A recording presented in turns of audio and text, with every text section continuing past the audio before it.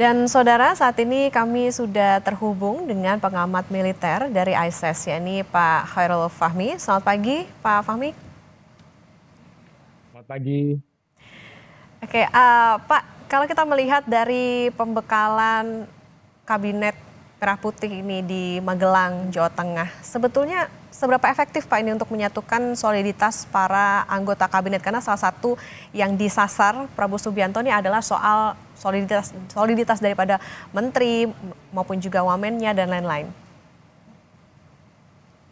Iya, ini apa namanya? Ya, saya kira soliditas itu tidak bisa dibentuk secara instan juga ya. Tapi apa yang diharapkan dari retret ini adalah ini menjadi awal yang yang baik untuk menyatukan visi dari beragam latar belakang anggota kabinet ini, yang tentu saja kalau tidak apa namanya diawali dengan perumusan visi bersama gitu ya, saya kira akan sulit ya untuk mensinkronisasi ya, atau menyelaraskan eh, anggota kabinet yang ya katakanlah anggotanya cukup banyak, dan Pak Prabowo sendiri berulang kali menegaskan bahwa kabinet ini akan langsung bergerak cepat, sehingga eh, melalui retret inilah ya upaya untuk menyelaraskan latar belakang yang berbeda tadi diawali begitu. Dan tentunya ada upaya-upaya yang saya kira komprehensif ya, artinya dilakukan dengan berbagai metode yang lazim dilakukan dalam konteks misalnya outbound dan retret di berbagai lembaga baik swasta maupun militer ya, dan ya saya kira ini cukup baiklah untuk mengawali. Oke, meskipun tadi ya Pak ya sebetulnya nampaknya kalau 4 hari aja nih kayak nggak cukup nih untuk bisa menyatukan soliditas itu sendiri. Oke Pak, kalau pembekalan ini kan kalau kita lihat tempatnya di tempat latihan Akmil begitu ya di Magelang, Jawa Tengah ini. Sebetulnya apa sih Pak yang ingin kira-kira dibentuk oleh Prabowo Subianto kepada Menteri Wamennya ini efektif tidak sebetulnya untuk pembekalan di Magelang ini? Ya, saya kira gini, retret itu kan punya eh, tiga hal ya yang dilakukan dalam retret ya. Pertama refleksi, yang kedua relaksasi, kemudian yang ketiga pembelajaran ya.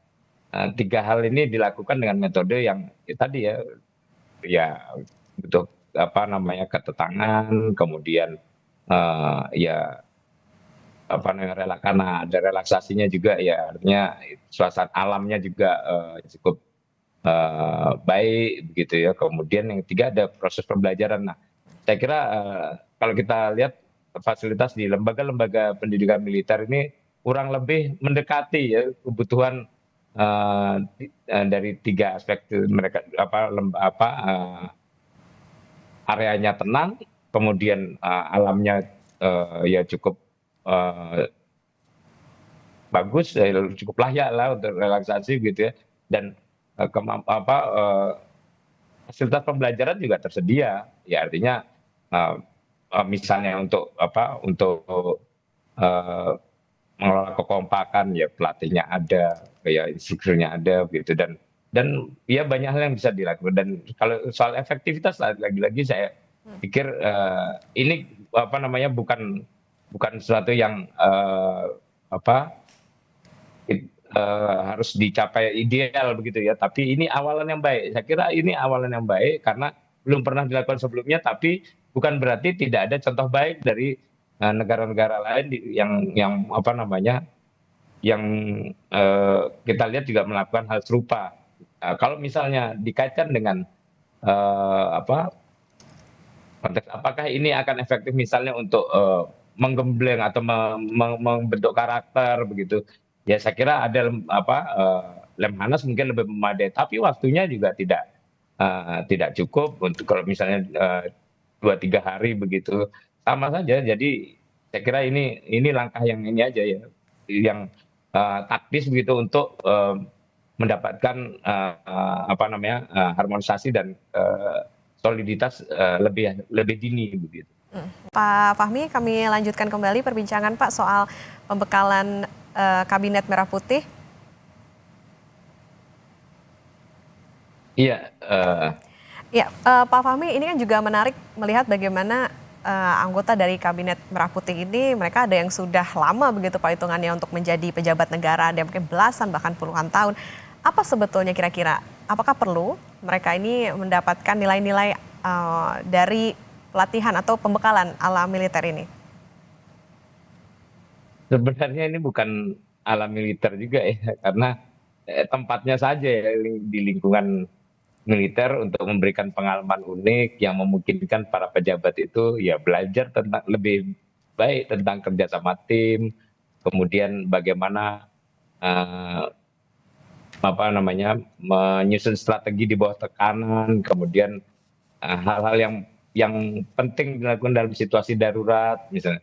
Ini kan apa namanya sesuatu yang eh, apa ya apa biasa dilakukan memang di lingkungan militer, tapi tidak apa namanya serta-merta ini sesuatu yang apa benar-benar khas militer begitu ya. Hanya saja itu tadi apa namanya mereka yang memang lebih terbiasa soal apa soal eh, apa melakukan strategi di bawah tekanan, kemudian apa mengambil putusan-putusan dalam situasi darurat dan di mana informasi juga terbatas begitu. Hal-hal ini yang ya saya kira penting walaupun para pejabat ini mungkin sudah cukup lama ya, ada yang mungkin sudah berulang kali juga jadi menteri, tapi saya kira ini apa namanya menunjukkan Pak Prabowo ya yang saat ini menjabat presiden dan sebelumnya juga sempat menjadi menteri ya 5 tahun ke belakang ini juga mungkin apa namanya merasakan adanya kebutuhan-kebutuhan ini sehingga ketika di awal masa jabatannya ya dia menginisiasi retret semacam ini untuk membekali para pejabat di apa namanya di kabinetnya supaya bisa apa lebih kompak, lebih solid, kemudian apa namanya bisa berkontribusi lebih besar bagi kepentingan pemerintahan ke depan. Oke, tentu harapannya ini juga bisa tercapai soal soliditas karena tadi juga ada ya supaya tidak timpang tindih begitu bagaimana mereka nanti menerapkan kebijakan ataupun juga mencapai apa yang menjadi program dari Prabowo dan juga Gibran. Lantas Pak, ini kan yang mendapatkan pembekalan di Magelang ini kan ada menteri, wamen, kemudian utusan presiden. Perlu tidak sih sebetulnya misalnya nilai-nilai ini juga diterapkan atau bahkan pembekalan seperti ini diterapkan juga ke jajaran di bawahnya begitu?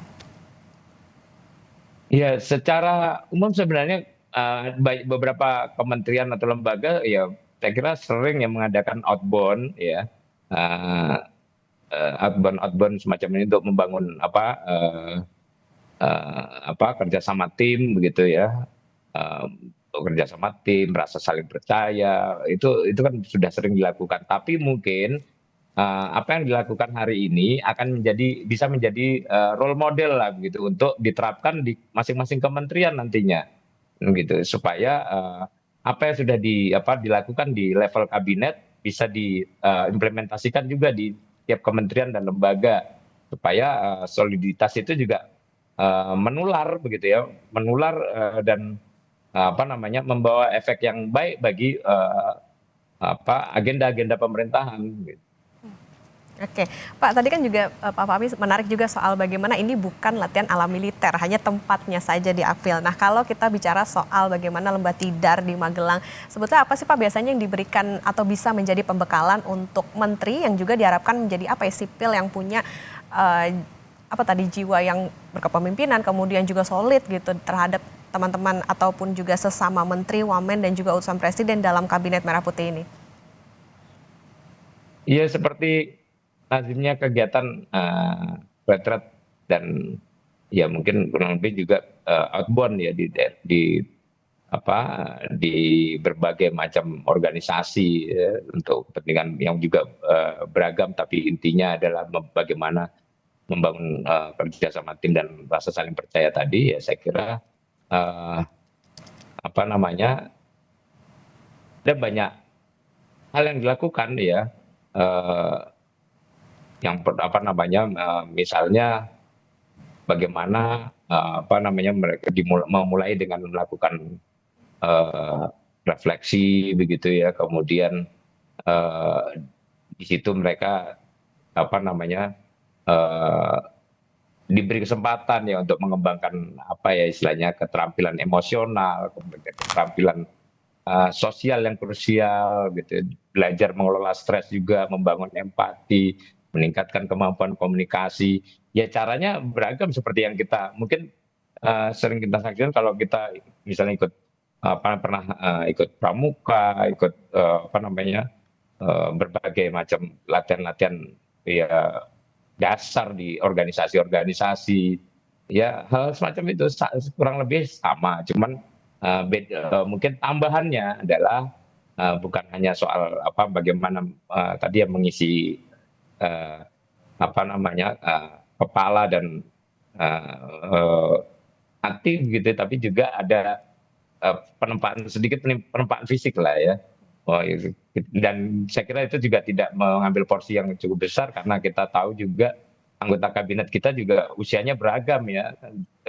Apa namanya ada yang ya katakanlah sudah lansia sehingga itu juga kesehatannya juga perlu di apa namanya pertimbangkan gitu. Jadi saya kira banyak lah cara yang dilakukan. Nah, dan saya kira karena tempatnya di Lembah Tidar ini, saya kira ini diputuskan karena Akademi Militer ini kan punya pengalaman panjang gitu ya untuk melatih uh, para prajurit mulai dari nol ya, dari individu-individu gitu ya, kemudian mereka menjadi barisan yang kompak, bekerja sama dalam satu tim, kemudian bisa berkolaborasi di bawah tekanan. Nah ini yang apa namanya yang saya kira menjadi pertimbangan mengapa ini juga dilakukan di di Lembah Tidar di Akademi Militer. Oke, artinya memang ada apa ya penempaan diri begitu untuk para menteri, wamen, utusan presiden maupun juga yang hari ini mendapatkan pembekalan di Magelang, Jawa Tengah. Pak Fahmi nanti masih akan kami lanjutkan dan saudara, Breaking News Kompas TV akan kembali usai jeda, tetap bersama kami.